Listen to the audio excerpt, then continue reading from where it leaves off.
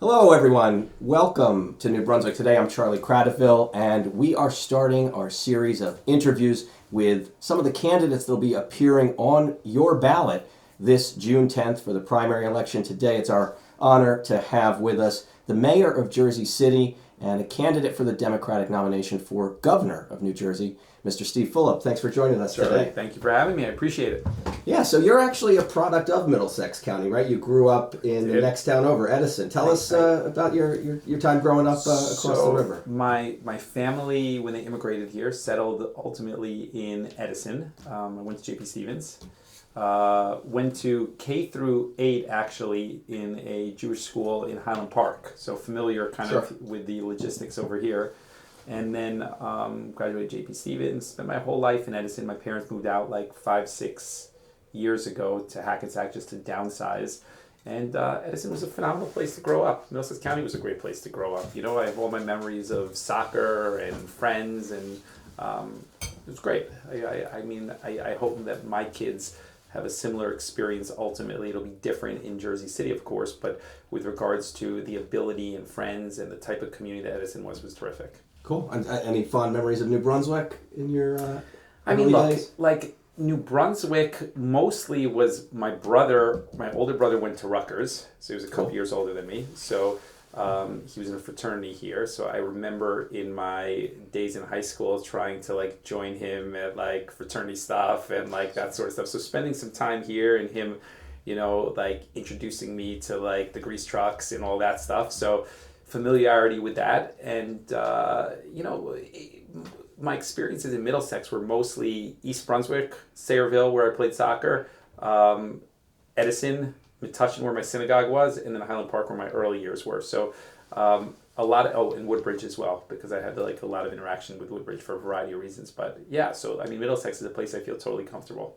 Cool. Well, welcome back. How'd you get to where you are today? You're the mayor of the second largest city. Yeah. It's been quite a journey. Why? What made you want to do that, and what have you learned from that? When I graduated college, I moved first to Chicago for a year. I got a job out there, and then to Jersey City, actually. And same job, Goldman Sachs transferred me to New York, and then I bought a place in Jersey City. I wanted to stay in New Jersey and proximity to New York. I left investment banking, that finance world after 9/11 to enlist in the Marine Corps. I was kind of inspired, and I thought it was a kind of a payment for citizenship as coming from a family of Holocaust survivors. And deployed out to Iraq, spent some time out there. And then when I came back, the mayor of Jersey City at the time was kind of a person that was outside the typical establishment. He was a great guy, first African-American mayor. And he and I developed kind of this close relationship through a variety of reasons, particularly around the Marine Corps. Okay. And he asked me to run against Bob Menendez, which was a suicide mission, which I didn't appreciate at the time. But that was back when he was a congressman? Yeah, he was a congressman back then, but he was like the boss of Hudson County. He was the same guy. Sure. You know, he was just younger, right? But the same type of guy. And nobody would challenge him for obvious reasons. People were scared of him, and maybe ignorance is bliss. Maybe I was brave. I don't know what it was. Probably a little bit of both. And I ran and I lost, but it opened my eyes a lot to kind of public service and elected office, and this was the choice that I wanted to pursue. Cool. And being mayor, what have you learned from that experience, and what are you most proud of in your 3 terms? So yeah, I think being mayor as an executive, so I spent some time on the city council on the legislative side and then the executive side.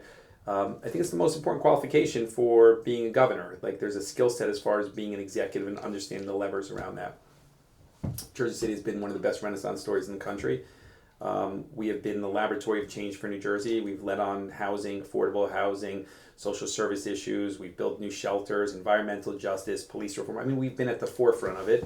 And it doesn't happen by accident. It's because I'm in the weeds on that. And I'm very, very proud of the transformation that's happened there. I mean, the story of Jersey City from 12 years ago is very different than what it is today. And I don't think that would have happened without the team that we assembled there. I get a lot of the credit, but we have great people that work with me. One of the things I appreciate about your time as mayor is you successfully got rid of the parking authority in Jersey It did. City. We consolidated a lot of these autonomous agencies. I got rid of them. So Yeah, talk about that. Yeah, so they were when you talk about shared services and consolidation, I've done a lot of that in Jersey City, and some success, some failure. But I understand how hard it is. We had an incinerator authority, which was this autonomous agency that was kind of patronage riddled. Got rid of that, folded that into public works, so there's more accountability to the public. We got rid of the parking authority. It was a similar entity, folded into public safety, more accountability. Merged the fire department with the police department to create more of a department of public safety. We were one of the first to do that. Newark replicated us, and some others did after us. So a lot of successes. We've done a lot with the Board of Education to minimize costs and share services. Then there's failures, which is important as well. You learn from that. We tried to merge the Hoboken Fire Department with the Jersey City Fire Department. I thought there was a lot of reasons why it would work for both Hoboken and Jersey City. The mayor was supportive. The unions pushed back, and ultimately we weren't able to get it done. But I learned a lot through the process. So yeah, consolidation, shared service. Going back to being a mayor, it is a really important skill set to be successful. And so you're running for the second time for governor. You ran in debatable 2017 for a bit. I was rumored to run. Okay, let me say no. And the perception outside looking in was that I had a very good opportunity to win and I was viable, and then I suddenly decided not to run and endorse Phil Murphy. That's kind of how it would look from the outside. The truth on what happened over there was that I had always kind of been this outsider focused on building something that was grassroots oriented, very much like this campaign. And when I got elected in 2013 as mayor and Christie was leaving, people started to talk about running for governor, and I got a lot of momentum. And then I was convinced, and I bear the responsibility for this, that the only way to be viable in New Jersey is in that typical political infrastructure. So I built a lot of relationships with these chair people. Right, getting the support of trying the to bosses. think through that, right? And I never felt good about it. And I never felt they were so transactional. They would leave me the next day. And if you looked at each one in isolation, to me, there was problems with how each one was approaching me and the candidacy statewide. And if you were to play it out how it would have worked long term, I just didn't think there was a real pathway there because of how I built it. I felt that I bared that responsibility. And so I reached out to Phil Murphy. He was like nowhere on the grid at that point. He was like running third to me and Sweeney, not even perceived. He was just like a wealthy guy, ambassador. And I met him for the first time and said I was going to run and I would support him. And I largely supported him because I had mix-ups with George Norcross and Steve Sweeney. So I didn't want to see them established. And I met Phil on a Saturday, endorsed him on a Tuesday, and then the rest of the political infrastructure endorsed him on that Thursday because they got paranoid. So I think I had a lot to do with Phil being there, but I would push back on that. I ran. Fair enough. But yeah, I looked at it for sure. So we're finding ourselves in a similar moment now. Governor Murphy term limited. Yeah. There's going to be a new governor no matter what. True. Donald Trump elected to a second term as president. Yeah. Tell me about Trump. Have you met Trump? How do you see yourself either working with or working against the Trump administration? I've never met him. I never met him. And how do I see myself working with him? I mean, or working against him. I mean, how do you see the relationship being? I'm going to stand up for New Jersey, and I have a track record of a lot of scars in fights, whether it's George Norcross or Chris Christie or Bob Menendez. I mean, nobody has those scars that I do from actually mixing it up with these people. And I think I'm always on the side of the residents and voters. And if they were to look at it pragmatically, I'm on the right side of those issues. So you would lead to the conclusion that I would be the same with regards to Donald Trump. Appointing an Attorney General, Matt Platkin, I said I would give him the opportunity to stay. I think continuity from litigation is important. I think protecting New Jersey with regards to cuts from Medicaid and the federal government, drawing down on the surplus, very, very important to be bold and thoughtful around that. And I think that we can do a better job in New Jersey with leadership that would be more proactive, recognizing that Trenton is the first line of defense. So things like women's reproductive rights, transgender care, things like the Immigrant Trust Act. Like New Jersey should be leading more with bold initiatives to push back from a legislative standpoint, and I don't think we're doing any of that stuff right now. So I think I'd be a different type of governor because I'm more detail oriented and in the weeds on this stuff. Okay. And this year there's also going to be the race to replace you as mayor of Jersey City. You did 3 terms. You're not running again for that office. The race includes a former governor, Jim McGreevey, and several others. Do you see yourself making an endorsement or getting involved in that choice? I don't know. I care very much about what's next for Jersey City because it takes like a long time to build things and it's very easy to be destructive. We've done a lot on like mass transit and bike infrastructure and safe streets and culture and arts, like things that are fragile. And I think that somebody that doesn't share a vision around those things could tear them down. Right now you have 4 main people running. You have Governor McGreevey that you touched on. You have Commissioner Bill O'Day, who, I mean, he's got substantial ties to the community. I mean, he's got real roots there. He's been in office for 25 years. He's definitely very, very good on progressive issues, very good on labor issues. You have James Solomon, which is a councilman in the area that I represented. Good track record, smart guy, and definitely, certainly viable. And then the council president is the only African-American woman running, and she's been a terrific partner for me. So it's kind of hard to navigate a little bit. I think closer to September, I'll take a look at it, maybe engaging if I'm the nominee or not the nominee. I would actually think about that probably in different terms, but we'll see where it goes. Yeah, and it's a nonpartisan election, so there's no primary. Correct. How do you feel about that? You think that's a good system? Yeah, I love it. I moved the elections to November to drive down cost and increase voter turnout, which I think is important. I think nonpartisan elections are a good thing because it forces you to actually communicate with independents and Republicans. And because you're not relying on this typical party infrastructure, you got to earn everybody's votes. I got to actually talk to Charlie and say, this is the reasons why I'm going to be good. People that run on these lines or with county or party support sometimes become too comfortable, so to speak, with like the fact that these party infrastructure will carry them through. Being in a nonpartisan election, you don't have that luxury, and I think it's a good thing ultimately. Okay. Well, speaking of elections, in 2020, you moved to, or you pushed for abolishing school board elections, not having the school board be elected anymore. It didn't happen, but why did you even consider such a undemocratic move? Here's what I think about that. We didn't end up doing it ultimately, and I said that. You know, what I said, and I still believe, is that there's better accountability when you can hold a mayor responsible.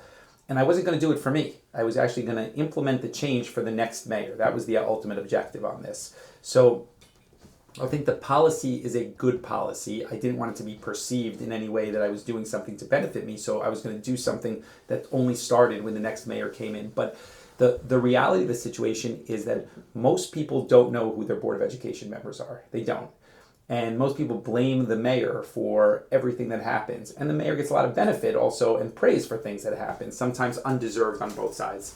And I thought that accountability in the school system, which drives your property taxes and is one of the most important things in the municipality, knowing that this person is responsible for it is a good thing from a public policy standpoint. So there's a couple municipalities in New Jersey that do that, and they have mixed outcomes on this. But I think holding people in elected office accountable would be a better situation than having these adverse relationships between Board of Educations and municipal governments. What do you think? I mean, we actually used to be one of the ones that didn't have elections in New Brunswick, and I was part of the campaign to change it. Yeah. And how's it worked out?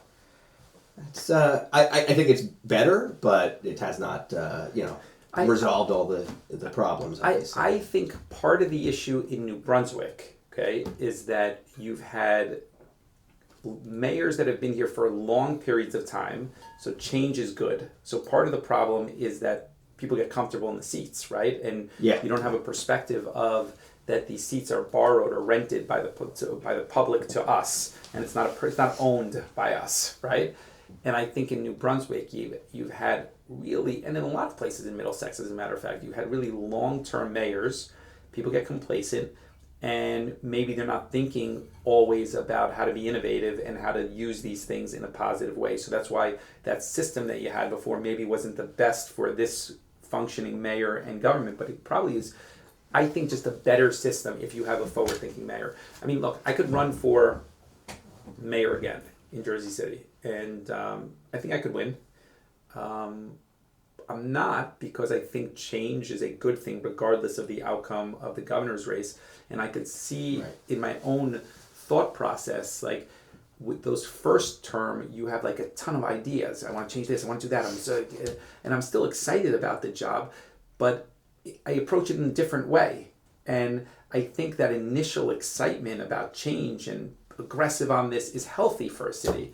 And so I'm going to see some other mayor next year in that office for sure. Right. So if you lose the primary for governor, you won't be filing to run again. Yeah, because I also don't think, like, I love Jersey City, and I don't think it's a good fallback position. I don't think it's respectful to the residents or the city that lives there to say that I wanted this other job, and now that I didn't get it, it's so important for me to stay in elected office that I'm going to stay there. We have 2 congresspeople that actually did the opposite of what I'm saying. They said, I want to run for Congress. They tricked people into kind of giving them their vote, and then a week later said, I'm going to run for governor, which tells you about their priorities, telling you that they're more interested in staying in elected office than actually fixing the problems. And it tells you about their commitment to fixing the state of New Jersey's problems, because they're more interested in a political fallback position. I mean, I just don't think that's the right way to approach this. Yeah. Let's talk about a big issue, the climate crisis. Yeah. Right now we got a wildfire burning in South Jersey. And a president who doesn't believe in climate change. Right. And it's not the first time we've had this. We've had poor air quality. Yeah. We've got fossil fuels continuing to dominate. What would you do as governor to address the climate crisis and mitigate? I want to highlight for people that as a guy who's lived in New Jersey my whole life, okay, we've had 2 huge fires in the last 2 years, okay? And I don't remember another time in my lifetime where you had the same sort of incident. Do you? Maybe I'm wrong about that. It's definitely worse than it's been before. Like where there's huge brush fires that are difficult to put out for some period of time. And we were even getting the pollution from the Canadian wildfires. True, 100%. Really, 100%. That was really crazy concerning. thing. Look, I think that for New Jersey, you have a president that doesn't believe in climate change. There's no mayor that has leaned more into environmental issues than we've done in Jersey City. I mean, there's nobody. Whether it's microgrids or mass transit investment or stormwater runoff or flood mitigation or electrification of our vehicles. I mean, we punch above our weight for sure. And I think any environmentalist would tell you that. I think that you need to approach it as the governor by not saying kind of pie in the sky things that you need to rely on the federal government to achieve. Our hope and our objective over the next 4 years should be to move the climate change conversation forward in New Jersey despite a president that has no belief or willingness to support. So what does that mean? So you need to focus on things that we don't rely on the federal government for. Open space preservation, moratorium on warehouses, open space acquisition, more green acres opportunities, flood mitigation. How do you get more flood mitigation pumping stations into municipalities, things that we can afford? And then setting up the procurement process so that the next time we have a Democratic president is not this same lag of time on like wind energy, and you could hit the ground running when you need to actually get moving. You touched on transportation. Talk a little bit about how you would be different than Phil Murphy, what you would do to address. I think Phil Murphy has been a failure on transportation. I think it's one of the biggest gaps. And you think about housing issues, you talk about employment issues, you talk about poverty issues. They're all tied to transportation, because if there's no transportation that's reliable, all those other things suffer. In Jersey City, I have more experience on transportation than any mayor in the state of New Jersey. We built the largest microgrid system in the state of New Jersey. We've done 2.5 million rides in the last 4 years. It's actually the largest. Yeah, it's actually the largest in the country right now. And they just started one here, actually. They did. The county decided to great. That's a great thing. We've been doing that now for 5 years. It's the most successful system in the country, is what VIA would tell you. We are in the ferry business, unfortunately. You know, we're the first to do Vision Zero, which the governor just adopted. We achieved it in 2022. First city to do that. We have the largest bike share program, bike infrastructure, protected bike lanes. I mean, we're very into transportation because it's a passion of mine. So what would be different? First, I was the only candidate that was a supporter of congestion pricing. Everybody else took an easy political place. I said it's a good thing if you believe in health, if you believe in the environment, if you believe in mass transit. And I've been proven to be right, even though it was a political risk. I'm the only one that says that we're going to cancel the Turnpike widening project because it's a silly project, and we're going to invest that into mass transit. Too. $12 billion. Yeah. And you should be actually investing that into the Camden Gloucester Light Rail and the Bergen Extension Light Rail, amongst others. But those are the two priority stations. I talk about the fact that the 5-year temporary New Jersey Transit funding on the corporate business tax that Phil Murphy implemented, which is an idea from my paper, it sunsets. Yeah. And the problem is not only that it sunsets, which is clearly an issue, but you can't bond against the 5-year revenue. You need perpetuity, and you bond against that revenue in order to upgrade train stations, because nobody's going to want to go to a train station that feels terrible. You need someplace that's clean and modern and like somebody cares about. Technology needs to be invested in. And then finally, I think the buses. 20 years ago, New Jersey Transit has become privatized with regard to much of their bus routes. It's not operated by New Jersey Transit, which is a disconnect from mission. Government never makes money on public transportation. If you're trying to a private entity make money on it, it's a total disconnect from the mission. So when it suffers on ridership, they try to squeeze the route by maybe cleaning it less maintenance in order to monetize it. And that's a disconnect from the priorities of bus and train from a government standpoint. So we would change all those things. I talk about it a lot. We do. For our audience Yes. here in New Brunswick, Yes. what are you gonna? What changes would they notice here in New Brunswick? We've got a lot of Rutgers students here. The governor plays a role in appointing people to the board at Rutgers. Talk about Rutgers and New Brunswick and what you want to see change here. First of all, I think Rutgers has become more political over the last 4 and 8 years. You've seen a gradual decline in investment in the academic side, and it's becoming more political and more of a focus on football and Big Ten athletics. And I think that the athletics is fine, but it's been at the expense of other important investments, and you've seen tuitions increase. We have a very, very aggressive plan around tuition caps. First of all, we were the first to talk about this with regards to 2%, similar to something that was implemented in property taxes. And then on smaller universities, consolidation, and then we revised how a lot of this stuff is funded.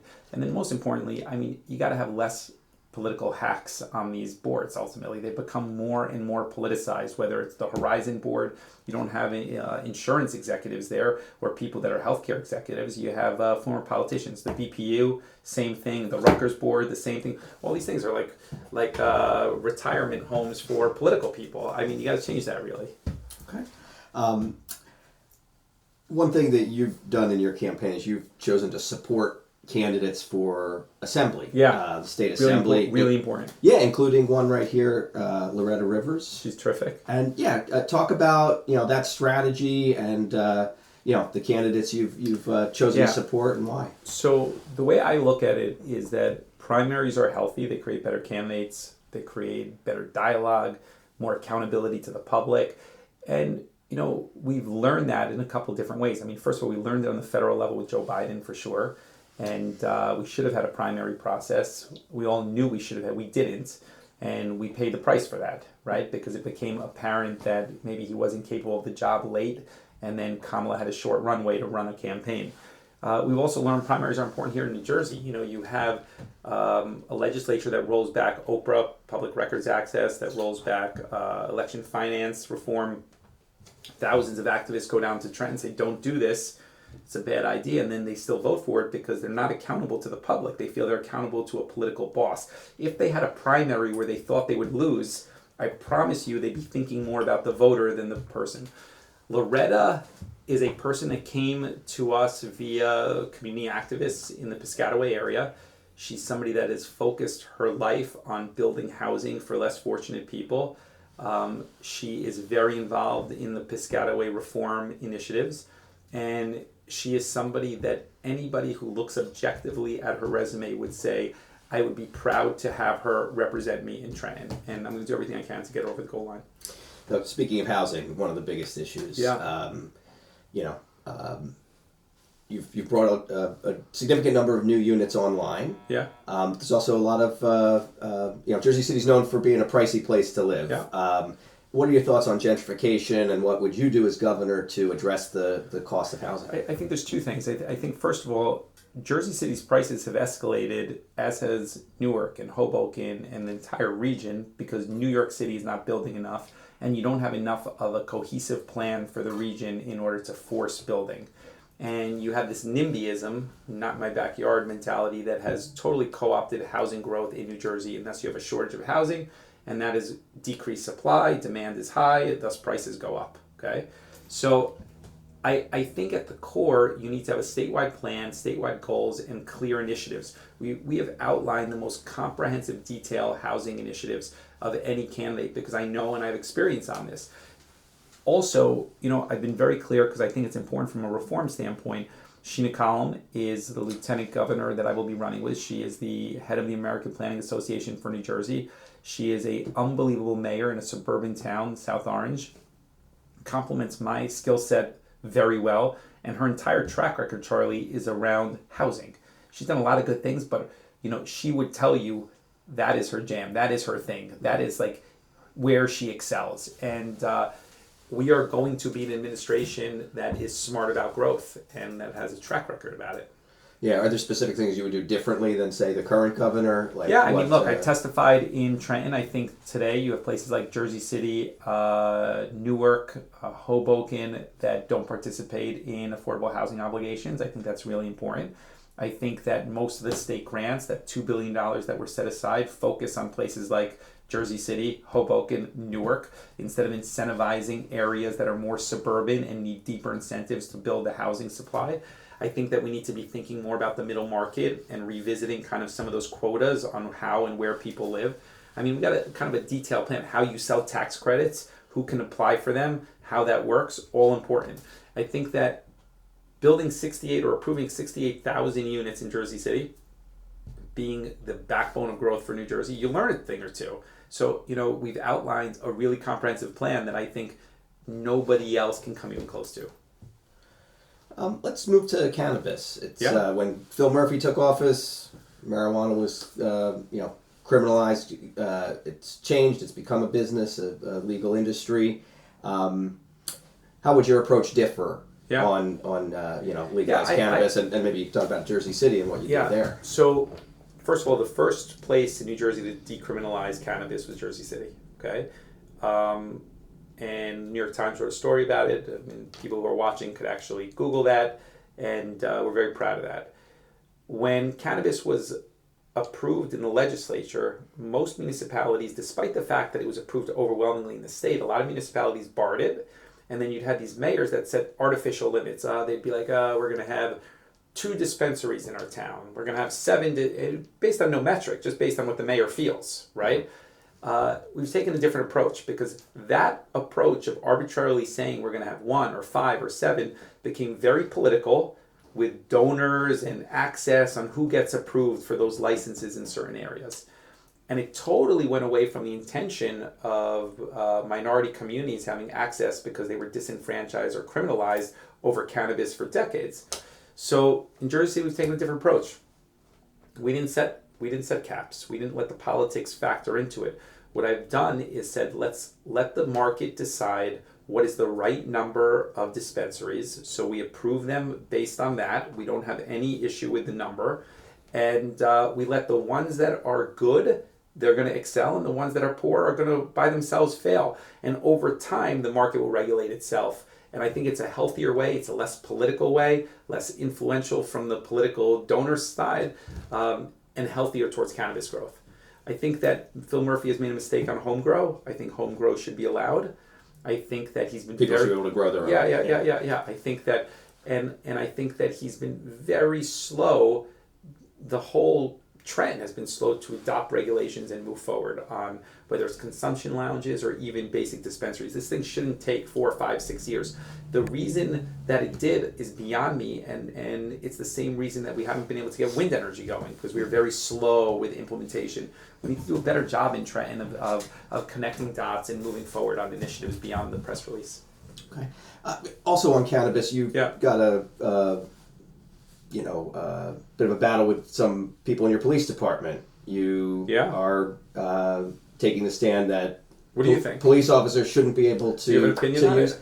I'm a little perplexed as to why Jersey City is the only municipality that's taken that position, saying officers can face major discipline if they test positive for cannabis. Because other mayors would you rather they drink because other I'll tell you, that's not a fair comparison. Other mayors are scared. They say in private, you are correct. The police union president, Colligan, before he left, I sat with him at the city diner. There were 5 people out there. And he said, I agree with you personally, but my membership will never agree, the younger people. And I said, okay, well, that's not really bravery or the right thing to do. Let me tell you kind of the rationale on this, okay? Please.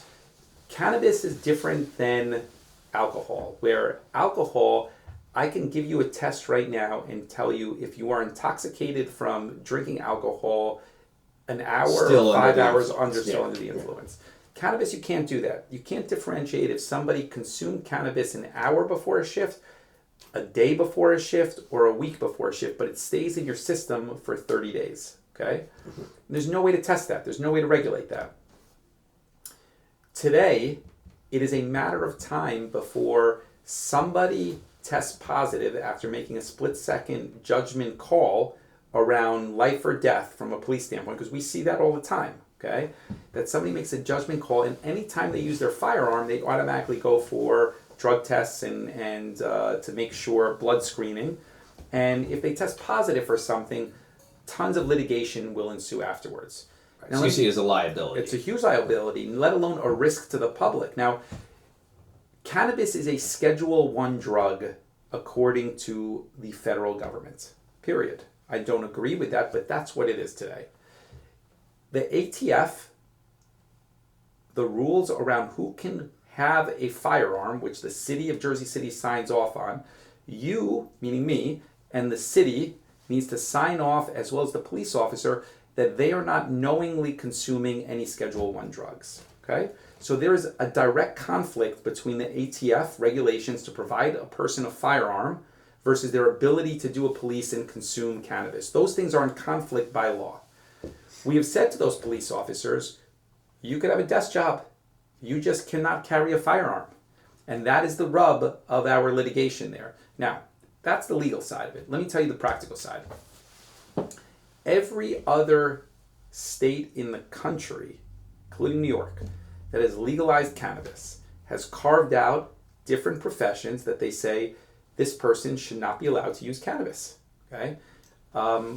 New Jersey is the only state that said we're not going to carve out anybody. I would say, all right, Charlie, how would you feel if you were having a heart attack and you called 911 and the guy in the ambulance is testing positive for cannabis? How would you feel about that? How would you feel if you let your kid go with a bus driver who is testing positive for cannabis? How would you feel about certain common sense professions that should probably be carved out to this?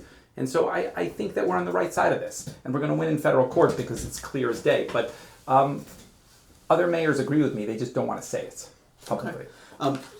We've got to ask about some of the things that have happened in your administration, like Police Chief Phil Zaki. Yeah. He pleaded guilty to theft or bribery in connection with an official action, got Do you know probation. What he was doing? Do you know what he was doing? Was it the extra duty stuff? I believe it was actually prior to me taking office as the mayor. Okay, I'm pretty sure about that. But yeah, he was working an extra duty on the in jobs that he said he was working at. They were essentially no-show jobs at the housing authority prior to us.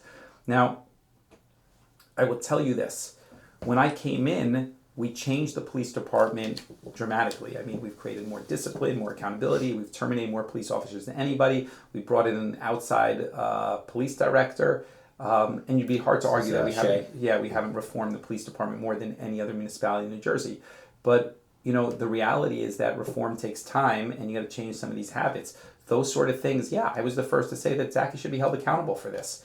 And it was an unfortunate outcome, but, we changed the entire off-duty system in New Jersey. It was in Jersey City, we conflicted with the police department on this for some period of time because we didn't want it to be abused. And you could Google this stuff and read the backstory on this, but you could see the changes that we made specifically around off-duty. Okay. And another gentleman that you were associated with, Sudan Thomas. He was a Board of Ed member. Yeah. Also faced a criminal case. Talked about that, what you learned from that. Sudan Thomas was an activist and a volunteer. He ran for the Board of Education with the support of the teachers union first. So let's not omit that. I was late to the party there as a supporter of his. Okay, and who would know that somebody is taking bribes? Unfortunately, I mean, he wasn't working in our administration at that time. He was working on a board for the Jersey City Employment and Training. He was on that board, and he ran for the school board twice with the support of the teachers union. Okay, so just to give you perspective on it. And he was held responsible for bribery, and as he should be held responsible for bribery. But I can't control what people do in their private life. You try to give the best people you think are going to be honest an opportunity. I have 3,500 employees that report to me. The unfortunate reality is that often people are doing the wrong thing. You try to discipline them, send a message, and create barriers around people so that they will no longer have the ability to do that. But those sort of things take time, and he paid a price for that. And it's unfortunate, but justice was served. And in that case, it was Matthew O'Donnell was involved, right? He took this guy had the rare double of, I believe he was actually indicted both at the state and the federal. So it was like a little bit of both. I don't know if both of them was Matt O'Donnell, but part of it was Matt O'Donnell. Right, so he was the one doing the donations. I don't know if it was state or federal or Matt O'Donnell's, but he was involved in one of those two, yeah. Okay, and talk about Matt O'Donnell. He was part of the administration, right? You didn't have him in? No, did he get work from that? Yeah, so he did work in probably 30 municipalities, and we terminated him, by the way. Right. And, Jersey City's so huge. We have probably 50 different law firms that work with Jersey City in various capacities, and he was one of them. I hadn't spoken to him for a long period of time, years at that point. And over time, we brought our tax appeals, which is what he was doing, the tax appeals back in-house. The allegations, as I understood it, was he was trying to get work with the Board of Education. It didn't have anything to do with the city. He was trying to get work with the Board of Education where Sudan was at. And that was the bribery thing. It wasn't related to the Jersey City component. We were never involved in any of that stuff. And like I said, we terminated him just because we brought that stuff in-house. I didn't know any of that stuff was going on, but the city had nothing to do with that. Okay. And that was one of the cases that, as you mentioned, was federal and state, but the state attorney general's office brought that. They've taken some heat over how that's been handled in terms of the tactics that were used and... I've read some of that stuff that they let meaning Matt O'Donnell, keep some money, and he was working through the whole process as he was some sort of confidential informant for them. And I don't know the details of that. It's really hard because I'm not in the Attorney General's office to tell you this was or that was. What I can tell you is that it never implicated the city or my administration in any way. And of course, I say, I knew Matt O'Donnell because, like I said, we have probably every law firm in the state of New Jersey of size that does any municipal work has some sort of connectivity to Jersey City and Newark and big municipalities, just because there's not a lot of people that do work in that space anymore. It's a very small universe because the rates we pay are relatively very, very small. So most law firms don't want to do it. So we have a lot of law firms that work for us, and they were one of them. Got it. And I guess I appreciate you asking. Yeah, well, it's good. It's good. Yeah. What I'm getting at here is you support Matt Platkin and you want to keep him as the Attorney General. You have confidence in how he's been running the office and the I think, OPIA. I it's funny. Somebody else asked us about the OPIA right now. I think Matt Platkin has done a good job. Okay, I think that like my administration, you could pick apart one thing here or there. You could say, what about this situation? I mean, I've been the mayor for 12 years. I've been more scrutinized than, minus Phil Murphy, any public official in the state of New Jersey. And you'd say, why? Because the Jersey Journal, which is a property of NJ.com, up until January, covered Jersey City every single day with a daily newspaper that hit NJ.com. And some of the best reporters in the state of New Jersey, like Terrence McDonald, was assigned to me for 6 years. His Twitter handle used to say, cover at Stephen Fulop. Like, he was assigned to me. So everything has been scrutinized on this stuff. It's hard for me to say that Matt Platkin has been perfect because nobody's been perfect, okay? Sure. But do I think that his body of work shows courage in tough situations, taking on fights, and importance of continuity in a Trump administration? The answer is yes. And so, I would give him the opportunity to say, regarding the OPIA, I've read the articles. I don't know all the details about, the people there, how it works, why it works. And that's probably more of a conversation with Matt Plotkin than anybody else. But I think scrutiny and oversight of public officials is a good thing. So I don't see the problem with it. All right. Well, that's something we agree on. I think that's all the questions I have, but I did That's want to it. just give you the chance if you That's good. could I tell people about how to get involved if they want to help your campaign, or any closing message you have for the closing message voters. is that our campaign is different, and I hope that people go to the website. It's www.stephenfulop.com and think about volunteering and engaging. And I would say to you, thank you. I appreciate the fact that you ask hard questions and that you probe things that have been covered. Because I think that's important. And like I said, for me, for 12 years, we've run a scandal-free administration, with people picking us apart every day or looking to, like you said, Sudan Thomas or this or that. And it never ends up being something with regards to the core team, or we've always taken action and held people accountable for it. And I'm proud of that because I came into an administration that had massive corruption arrests under Solomon Dweck 2 years before I got there, the largest in the state of New Jersey. And so I appreciate you asking those questions. It's really helpful. Yeah, and we appreciate you taking the time to join us today Of course. here in New Brunswick. And thank you all for watching. Please, whatever you do, make sure you exercise your right to vote. The primary is on June 10th. Mail-in ballots are already on the way. It might even be in your mailbox if you're voting by mail. If not, there is early voting starting in June, and then June 10th is the big day. Primary election for both the Democrat and Republican Party, and there are many candidates seeking to be your next governor. We were pleased to bring you our first in the series of interviews today with Jersey City Mayor Stephen Fulop and candidate for governor. Thanks so much for watching. Have a great day, and we'll be back.